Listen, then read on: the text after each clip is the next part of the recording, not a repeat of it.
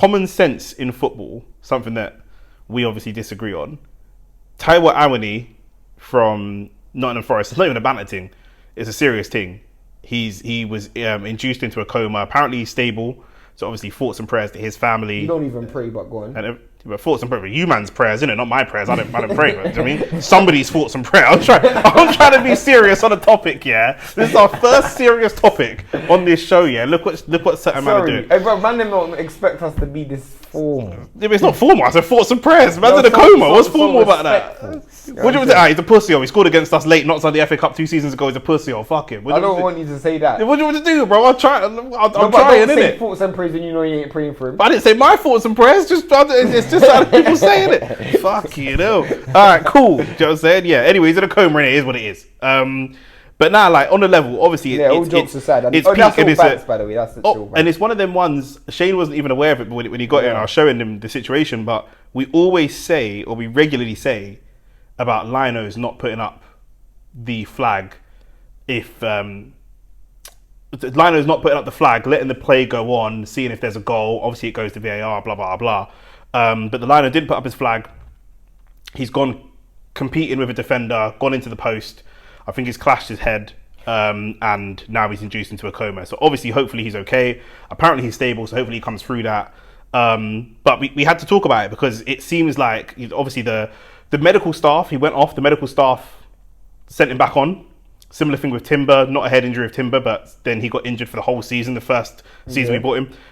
But the medical staff said he was fine, went back on, and then obviously after the game induced into a...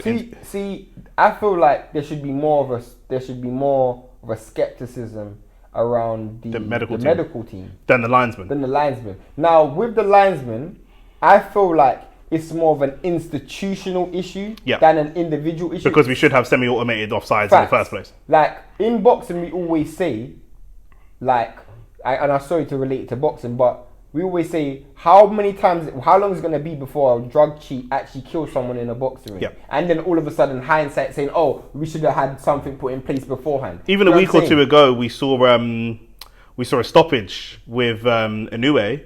And people were saying the stoppage is early, but what you have to think about is we're seeing someone not throwing back any punches, and you're not coming back into the fight anytime soon. So all that's going to happen, especially if you're down on the cards, if you're down 8-0 on the cards, you're not going to win on points. You can't. Are you going to win by knockout? If it doesn't look like you're going to win by knockout, we're just going to watch you hold licks for 4 rounds. We might call it here. And the reason why it's relatable to football is because it's the same as even if you score, the goal's not going to count. So what's the point of playing on? What's the point of continuing a fight when the guy can't win? What's the point of continuing a game when the guy is clearly offside? Just call the game, bro. Just call the game. Like, literally, it's obvious. Call the game, stop the game. What's the point of continuing? Like, genuinely, I was pissed at the linesman until Shane made the point that it's an institutional problem. It's an institutional problem. Now I'm pissed at the Premier League because I think La Liga's had semi-automated offsides for a while. The Champions League has semi-automated offsides. Jimmy, these things are very unlikely to happen in the Champions League because it will just flag it as offside. It's automated. Do you mean the technology is there? No, but I think the clubs had the opportunity to vote on this and they voted against it.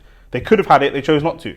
No, but that's why it's a bigger systemic and institutional issue. And here's the thing, like, it comes down to the fact that we actually have a guy who's in a coma. Cool, the institutions let him down. His team has let him down as well. Because I can't lie, if I'm playing football and that accident happens to me, bro, if I come out of a coma and my career's done, someone's getting sued, bro.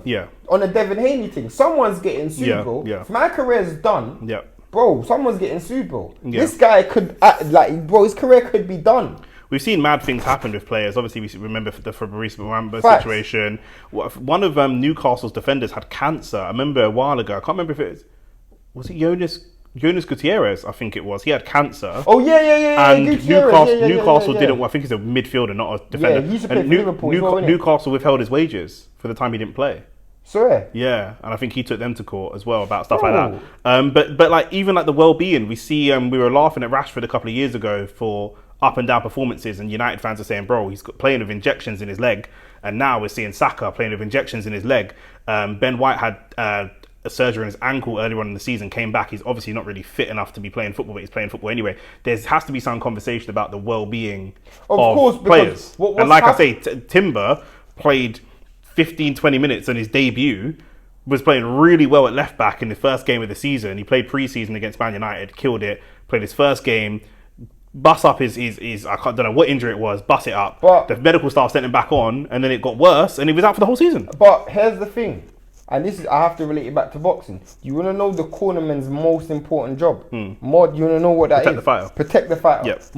More than winning a fight, protect the fighter. Yeah. You can fight another day. That's what I say. Live and fight another day. What the problem is, and I've seen this in boxing, and I'm starting to see it in football, is where people are prioritising winning a game. That was a big game for Nottingham Forest. They're trying to get into top 4. It's a big game for Nottingham Forest. For me, it's like you prioritise winning a game over somebody's well-being. Yep. And that's what's happening. We're starting to see people, and bro, you walk into any boxing gym and you start training to box, and you say to the coach, someone pulls a knife out on me, what move should I do? Any boxing gym, any martial arts dojo, and they will say, someone pulls out a knife and says, give me your phone. The move you should pull is give them your phone. You know what I'm saying? Literally. You go to any boxing gym, any martial arts gym, any dojo in the world, they'll say the move is give them your phone and walk away. Do you know what I'm saying? The well-being and the safety comes first. Always. And all the material stuff comes after. And for us on the road, it's our phone. And for Nottingham Forest, it's getting into the Champions League. But the well-being has to come first. Facts. And that wasn't the case. And I know the linesman is getting some flack for it. But he's following the rules of the institution. That is the rules. You do not lift up he could be a mile offside. You can't do it. You just can't do it, bro. I think there's got to be a common sense though. If he's clearly offside, bro, you can't. If he's clearly offside, you can't, bro. Then let's sack the linesman. Then what's he there for? Then he's just taking money for no reason. A couple years ago, that's what Jose Mourinho said. Just get rid of him. Jose Mourinho said, "What's the point of having a referee?" He's a cheerleader. He said, "Bro, the referee is not here."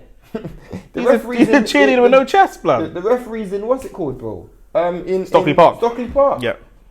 Yeah. That's where we are, bro. Yeah. That is literally where we are. And for me, this is what I don't like. It's the 50-50. Either we go fully technology or we go fully because he knew it was offside, but he can't flag because of the rules. Do you think he didn't flag because he wanted to see play go on? He didn't flag because he knows the rules, bro. Yeah. He knows the rules. And he's gonna get in trouble from somebody else if he flags or whatever. He knows the rules. So bro, it's double jeopardy for him. If he flags and then they go and score. Let me ask you a question, yeah? If you're a policeman, and I'm sorry to make this an analogy, but let's say you're a policeman and it says every single time you see a black person, you have to shoot them. I can't blame the policeman. I gotta blame the rules, what bro. What kind of I gotta blame the law. What kind of analogy is that? Bro, you can go against the rules in that situation. I'm here to uphold the law. That's the law. Do you follow rules that much? Bro, do you follow rules that much? I'm not talking about me, but do you follow rules that much? You might be a pussy, you know. Do you follow rules like that? No, but obviously it's an extreme example. But at the end of the day, that's a terrible analogy. No, but that's worse than Derek just yeah, you knew what I was gonna. That's the worst analogy I've ever heard. For any police officers that are watching, if you stop Shane on the street and he gives you any attitude, clip up this video and bring it back. No, I said if it was the law. Might be. But let's keep it real. Once upon a time it was. Yeah, 100%. Man, like Trident and that. You know what it is. But yeah, I get you. I mean, look, it's a mad situation. So hopefully he's cool. Hopefully we don't see stuff like this again. The Premier League has the money for semi-automated offsides. Bring it in. It's not even a case of fairness, trophies, whatever. It's now a case of people's health and safety. And we've been saying it, felt like this could happen. And it's happened. So obviously Shane doesn't want me to send my prayers to Taiwo Awoniyi, but I'm not saying not to, but I'm saying you don't pray. You said what you said, and we all heard it. So hopefully he comes through that, and hopefully he's not too damaged to continue his career. But there you go.